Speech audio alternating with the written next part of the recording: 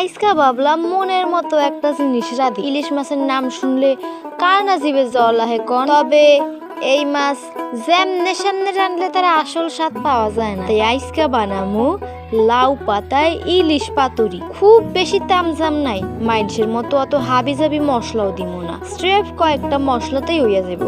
এই দেখেন এখানে লইয়া লইছি একদম খাঁটি সরিষা বাটা, সাথে দিতেছি যত সামান্য হলুদ আর মরিচ বাটা। এখনকার মতো প্যাকেট ভরা গুঁড়া মশলা তো আর আমরা চিনতাম না। পাটায় গৈসা গৈসা মশলা বাটলে তার কি করা গ্রান, সেইটা এই যুগের মানুষের বুঝামু কেমনে। এখন দেখেন লাউ পাতা গুলারে আমি কেমনে জুইত কইরা কাইটটা ধুইয়া লইছি। পাতা বাছনের সময় কচি ডাগর দেখা লইবেন যাতে ভাতের লগে মিশা যায়। পাতা যদি ঠিক মতো না কাটে তবে কিন্তু রান্নার সময় রস বাইর হয়ে যাইব। অহন দেখেন আসল কাম। এই যে মাছটা দেখতাছেন না, নদীর একদম তাজা রূপালী ইলিশ, গায়ের রং চকচক করতেছে, দেখলেই বোঝা যায় খাইতে কেমন আমেজ লাগবে। মাছটা আমি ভালো করে ধুইয়া পানি জড়াইয়া লইছি। এখন এই মাছের টুকরা গুলারে মশলায় এমনে কইরা মাহামু যেন মাছের গায়ে মাখনের মতো বইয়া থাকে। এরপর দিমু এক পোয়া কাঁচা সরিষার তেল।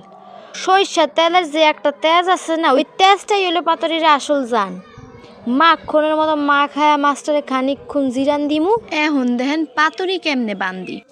লাউ পাতার উপরে এক টুকরা মাছ দিয়া উপরে একটা আস্ত কাঁচামরিচ দিয়া দিলাম। খুব সাবধানে পাতাটা মোড়াইয়া দিতাছি। এর আগে কিন্তু ভিতরে খানিকটা সরিষার তেল দিছি। এরপর সুতা দিয়া একদম কষে গাইট দিমু, গাইটটা যেন মজবুত হয়, আগুনের তাবে আবার যেন খুইল্লা না যায়। এই দেখেন সবগুলো সুন্দর পোটলার মতো হইয়া গেছে, দেখতেই তো খাইতে ইচ্ছা করতেছে। কি কন, কড়াইতে অল্প কইরা তেল দিয়া এই পোটলাগুলো সাজায়া দিলাম। আঁচটা একদম টিম টিম কইরা রাখমু। ধিমে আছে যখন পাতাগুলা পোড়া পোড়া হইয়া ঘ্রাণ ছাড়বো তখন বুঝবেন কাম সারা।